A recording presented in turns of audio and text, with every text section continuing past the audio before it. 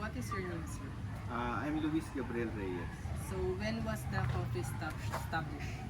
Established, we opened last August last year, August 8. That was our grand opening. Sa working schedule naman po, sir, ano po yung mga day and time na pwedeng puntahan tong coffee shop? Operating cafe hours namin ay Tuesday to Friday 2 p.m. till 10 p.m. Then sa weekends 10 a.m. till 10 p.m. kami. Tapos ilan naman po yung nag-operate or yung staff ng kada day?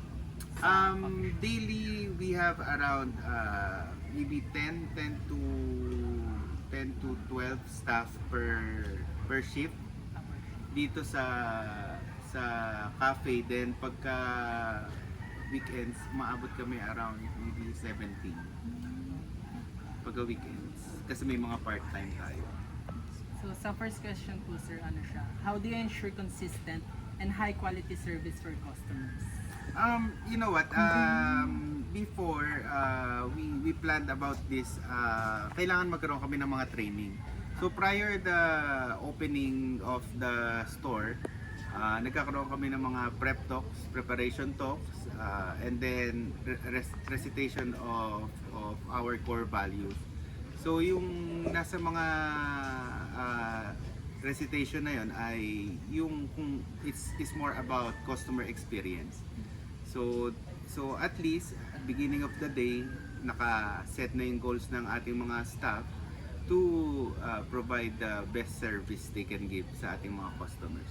So ano naman po yung yung mga strategies niyo to maintain that good customer service during operation po? Tulad ko, we are hands-on. So whenever I see something wrong, of course, kino-call out agad namin sa staff.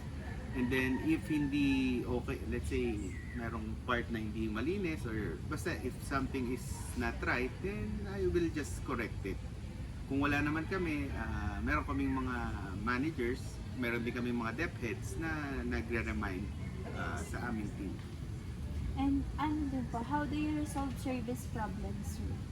Service problems like Yung mga complaints? Yes po, complaints. complaints. Yes, we handle our complaints very very well. So of course, for example, merong bad order or may hindi tama yung lasa or something, we immediately replace it and then we ask for we apologize. That's the only thing you can do. First of all is syempre talagang mag-apologize ka. Syempre hindi naman tayo lahat perfect. We strive to be as perfect as possible, but in reality syempre merong mga human mistakes. So we just apologize for that. Ano naman po yung mga like most common customer complaints, like yung mga feedbacks or comments nila regarding sa online dito po sa PC? Okay. May nasasabi. Well, basically, we're still on the process of improving our services. Pinaka-typical na complaints ay maybe yung order times. Kasi merong times na especially during peak hours, hindi namin ma-accommodate lahat ng orders ng sabay-sabay, as in kasi merong time na pupunta mga guests from iba-ibang groups, let's say in a specific hour, 1 or 2 hour period, maybe sa isang oras isang 50 persons yung dadating. So yung spike nung order, yung spike ng pasok ng customers, yun yung nagiging bottleneck paminsan. So we're still trying our best para ma-improve yung mga ganong systems. Next po yung, do you have established service standard or standard operating procedure? Oh yes, very very much in all areas. Meron kami sa front of the house, and then meron kami sa kitchen, and meron din kami sa baking department namin or sa pastry department. Everything already has their standard operating procedures. So since sinabi niyo nga po na may training po kayo bago po mag-operate, so what training programs po yung binibigay nyo sa mga staffs to improve their service quality? Normally, the training we had recently is the FOH training. So basically, ano ba yung mga values na kailangang i-possess ng ating mga front of the house staff, how to react with the customers. So it's more on customer interaction.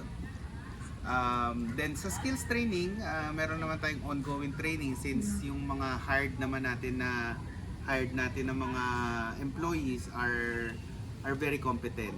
Some are very experienced, so they train the other staff dun sa mga knowledge nila. So ongoing ang knowledge and training for everyone. Yes po. Hindi nyo po napanggit nga is last year lang po kayo nag-start. Tama po. Actually, yes, more or less 6 or 7 months. Sige lang. And then sa tingin niyo po kasi syempre po is every day is syempre may mga customer po ganyan then complain then na-handle. Sa tingin niyo po yung sa mga nagdaang araw or nagdaang buwan, ano pa po yung need pa pong i-improve ng cafe for the customer satisfaction? I think we need to improve more sa systems. In all businesses, I think firstly you need to develop the system. For example, system of the inventory. Yung mga inventory namin, mga staffing, lahat kasi yan essential para sa smooth run ng isang para mag-run ng smooth ang ating company. Kailangan niyang ma-fix, let's say, mga staff, mga scheduling, pagdating sa products, inventory, forecasting, andyan lahat yan eh. So yun ang bumubuo sa isang company. Kailangan mo ng matibay na system na gagawa ka ng system where it is foolproof. So actually andito pa kami sa stage na to na kailangan naming improve yan. Then number one, ang isa pang mahalaga ay yung mga delegation of tasks. So dapat maganda yung assignment ng bawat tao. For example, right now ang challenges namin is sa inventory. We are hiring a specific person to do that. Hindi kasi mahirap kasi na, for example, barista ka pero nilagay ka sa kusina. So more or less hindi ka ganun ka-competent pagdating sa kusina. So kailangan yung mga hinahire namin na tao is specifically kung ano yung function na gagawin nila. So I think that will greatly help the company. Yun lang po sir. Thank you. Thank you.